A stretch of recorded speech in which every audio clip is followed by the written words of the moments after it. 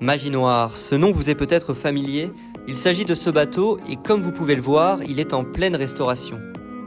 Cette goélette de 20 mètres, dessinée par Yves-Marie Tanton en 1986, avec ballast, mât profilé, sang-banc et voile épaisse, était un bateau avant-gardiste, une petite révolution pour l'époque.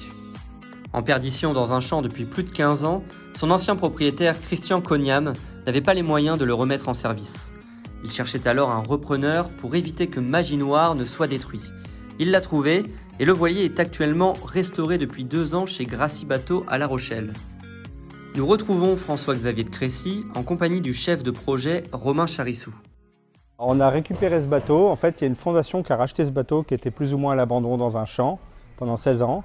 Ils ont décidé de le sortir de son champ pour le rénover. Donc il y a énormément de travail. L'idée à la base était une idée écologique qui disait qu'un bateau, la meilleure écologie dans le bateau, c'est de refaire un bateau et pas en acheter un nouveau. Donc on est parti à retaper le bateau pendant, je dirais, quelque chose comme 2 ans. Mais avant de poursuivre, il est important de revenir sur l'histoire de Magie Noire. C'est parti. Alors l'histoire du bateau, un jour quelqu'un a décidé de fabriquer ce bateau-là de ses mains. Il n'avait plus de financement pour pouvoir l'entretenir. Il l'a mis en location dans une société de charter.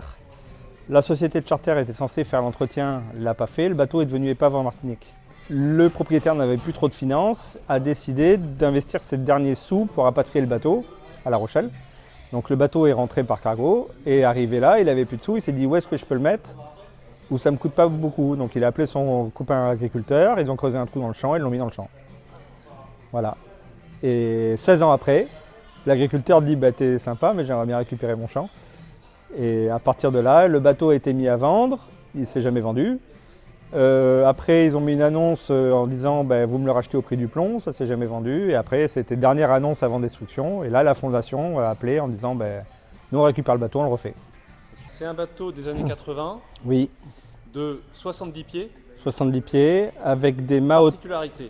Voilà, alors c'est un bateau qui est assez particulier, il a des mâts autoportés, donc il n'y a pas de haut-banc. Ce sont des mâts rotatifs avec des voiles épaisses.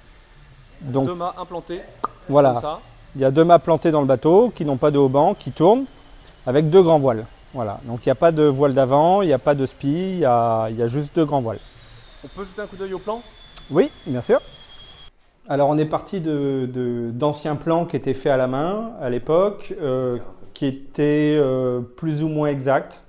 Donc on s'est rendu compte que forcément avec des plans à la main, on avait des petites différences. Donc à droite, tu as les plans d'origine. Voilà, là-bas on a les plans d'origine faits à la main et qui à certains points ne correspondent pas avec le bateau.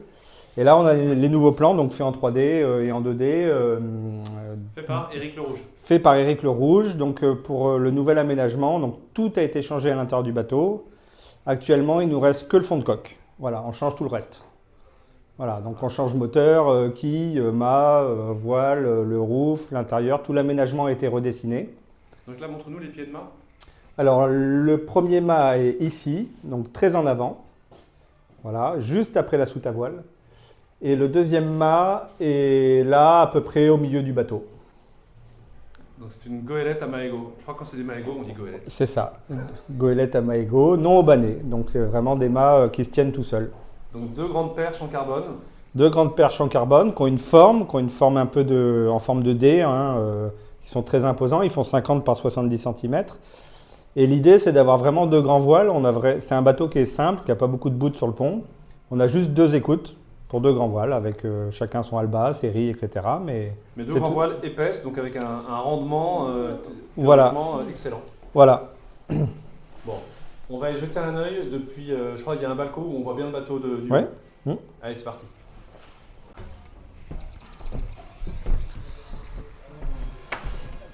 Donc là, on a un des accès au bateau. Ah ouais. Voilà, la jupe qui va être entièrement refaite.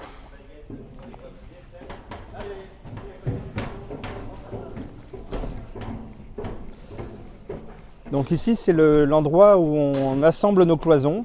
Donc nos fameuses plaques en infusion qui sont là-bas sont après assemblées pour faire des cloisons comme ça.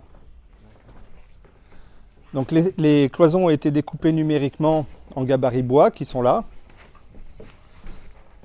Voilà, on a des gabarits bois. On vient assembler nos plaques de cloison on fait un énorme carré, et après on les découpe selon la cloison qu'on veut faire. Et après, vous les mettez en place dans le bateau. Et après, on vient les gruter dans le bateau. On a un exemple de cloison là-bas, qui est prête. Donc là, on voit qu'on enlève le roof et les cloisons structurelles au fur et à mesure qu'on met les nouvelles. Voilà, pour pas que le bateau se referme sur lui-même, et voilà, parce que structurellement, il faut qu'il se tienne aussi, ce bateau. Rien ne bouge. Voilà, donc au fur et à mesure qu'on enlève les vieilles cloisons, on met les nouvelles et on découpe le roof. D'accord. Et donc là, on voit un des anciens pieds de mât. Un des anciens pieds de mât, et, Arrière. voilà, et le nouveau sera là-bas, juste après la deuxième cloison. Vous gardez le même principe de gréement. Oui, la question s'est posée. Et en fait, on garde le gréement parce qu'ils considèrent que ça fait partie de l'ADN du bateau et qu'on ne changera pas l'ADN du bateau. Là, on conçoit le bateau un peu comme dans une maison avec des niveaux à bulles. Mais ça, c'est sous réserve que le bateau soit de niveau. Ouais. Il a fallu le mettre de niveau, contrôler tout, voir toutes les hauteurs, les listons, etc. pour être sûr que tout se passe bien après, quoi. Alors, combien de cabines ? Pas tant que ça, finalement. On a prévu 4 cabines. Ah oui. Avec un très grand carré. Donc le carré sera sous le cockpit et fera toute la longueur du cockpit. Ce qui pour des opérations de com ou un peu corporate, ça peut être pas mal. Oui, alors c'est vrai que ça sera... Réception. Voilà, donc ça sera pas un bateau avec beaucoup d'équipage en navigation, ça sera un équipage restreint ou des bateaux des fois pour faire peut-être des sorties d'entreprise, des choses comme ça, ou de la recherche, du fret. Le programme sera en tout cas divers et varié pour l'instant. Avec un aspect fret peut être intéressant. Aussi. Voilà, ça fait partie des programmes envisagés. Tout n'est pas encore ficelé au niveau du programme. Il y a plein de choses à décider au niveau de la fondation, mais c'est vrai qu'en tout cas, il n'aura pas un seul et unique programme, ça c'est sûr. Un bateau qui aura plusieurs cordes à son arc. Ouais. Ok. La goélette, rebaptisée Magie Bleue, pourrait reprendre la mer en 2024. Plus légère, plus stable et plus performante, l'histoire de ce bateau n'est pas encore terminée.